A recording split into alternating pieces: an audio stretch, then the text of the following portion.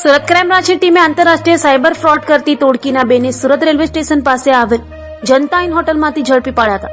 તો તેઓની સુરતમાંથી bank account મેળવી આપનારને પણ ક્રાઇમ બ્રાન્ચની ટીમે ઝડપી પાડી ટોળકી પાસેથી અનેક બેંક એકાઉન્ટ સહિતની મત્તા કબજે કરી હતી. સુરત પોલીસ કમિશનર તથા સંયુક્ત પોલીસ કમિશનર ક્રાઇમની સૂચના મુજબ નાયબ પોલીસ કમિશનર ક્રાઇમ દ્વારા સાયબર અપરાધના ગુનાઓ શોધી કાઢવા અપાયેલી સૂચના મુજબ સુરત ક્રાઇમ બ્રાન્ચની ટીમ પેટ્રોલિંગમાં હતી. ત્યારે બાતમીના આધારે આંતરરાષ્ટ્રીય સાયબર ફ્રોડના આરોપીઓ સુરત ખાતે આવેલા છે અને રેલવે સ્ટેશન ખાતે જનતા ઇન હોટલમાં રોકાયા છે. જે માહિતીના આધારે ક્રાઇમ બ્રાન્ચની ટીમે ત્યાં જઈ ત્યાંથી ટોળકીના બે આરોપીઓ રાજસ્થાની રામ સ્વરૂપ શિવનાથા રામ બિશ્નોઈ અને સાગર ભગીરથ રામ બિશ્નોઈને ઝડપી પાડ્યા હતા. તો તેઓ પાસેથી અનેક બેંકોના એકાઉન્ટો તથા મોબાઈલ સહિતનો માલ કબજે કર્યો હતો. તો તેઓને સુરતથી બેંક એકાઉન્ટો અપાવનાર કતારગામ નંદુડોસીની વાડી પાસે રહેતા ગાભુ સંજય રામજીભાઈને પણ ઝડપી પાડ્યો હતો. પોલીસે આરોપીઓ પાસેથી અલગ અલગ કંપનીના 8 મોબાઈલ બેંક એકાઉન્ટો, સિમ કાર્ડ, રોકડા રૂપિયા, અમેરિકન ટુરિસ્ટર કંપનીનો બ્લેક કલરનો કોલેજ બેગ, આધાર કાર્ડ, ડાયરી સહિતની મત્તા કબજે કરી હતી. સુરત ક્રાઇમ બ્રાન્ચના પોલીસ ઇન્સ્પેક્ટર જોગરાણા અને એની ટીમને એક ઇન્ફોર્મેશન મળી હતી કે આંતરરાષ્ટ્રીય સાયબર ફ્રોડ કરતી ગેંગના સભ્યો બે સુરત શહેર ખાતે આવેલા છે અને રેલવે સ્ટેશન પાસે આવેલી જનતા હોટલમાં રોકાયેલ છે.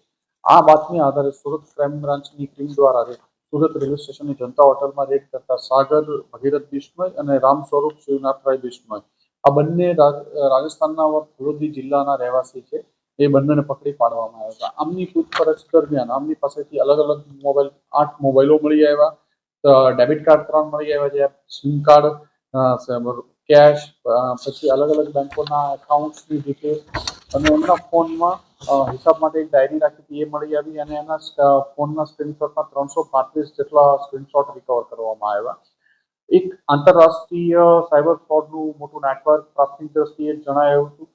સુરત ક્રાઇમ બ્રાન્ચની ટીમ દ્વારા વધુ બોટાદ ખાતેથી એક ગાબુ સંજય રામજીભાઈના પણ ધરપકડ કરવામાં આવી છે. આ જ કેસમાં આ લોકોની પૂછપરછ કરતા આ બંને ફલોદી રાજસ્થાનના રહેવાસી છે. રાજસ્થાનના અન્ય આરોપીઓ સાથે સુરત ખાતેથી અલગ અલગ લોકો પાસેથી બેંક કીટો, ડેબિટ કાર્ડો મેળવવામાં આવતા હતા.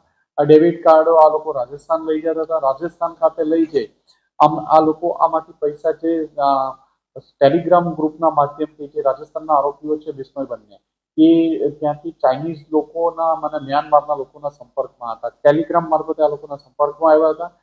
આ લોકોના એકાઉન્ટ જે સુરતથી મેળવવામાં આવતા હતા એકાઉન્ટોની ડિટેલ આપવામાં આવતી. આ એકાઉન્ટોમાં પૈસા ટ્રાન્સફર થાય અને પૈસા રાજસ્થાન અને અલગ અલગ રાજ્યોમાંથી આ લોકો આ ડેબિટ કાર્ડ મારફતે ઉપાડી વિડ્રો કરતા હતા.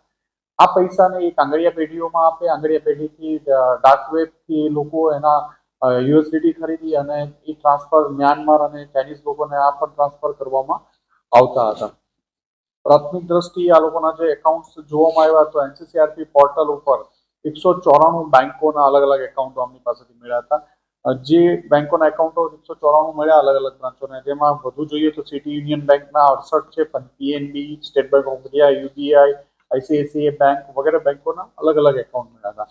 અને આમના ઉપર 500 થી વધુ એનસીસીઆરપી પોર્ટલ ઉપર ફરિયાદો મળી આવી છે, જેમાં 60 થી વધુ ગુજરાતની ફરિયાદી છે અને અંદાજે 50-60 કરોડથી વધુનું પ્રાથમિક દ્રષ્ટિએ જે સાયબર ફ્રોડ હોવાનું જણાય આવે છે. અને જેમાં આ લોકો સીધા જ ચાઇનીઝ અને મ્યાનમાર, કંબોડિયાના લોકો સાથે પણ સંપર્કમાં હોવાનું મળે આવે છે. એમની ચેટ દરમિયાન એ પણ જણાવે છે કે હેડક્વાર્ટર હવે મ્યાનમાર, બર્માથી એ લોકો શિફ્ટ કરી પાકિસ્તાન કરવાનું વિચારી રહ્યા છે.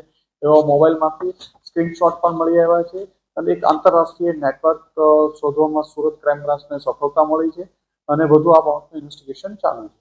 સુરતમાં કઈ જગ્યા પર આ લોકો સુરતમાં રેલવે સ્ટેશન પાસે જનતાનગર પાસે જનતાના હોટલમાંથી મળી આવ્યા છે.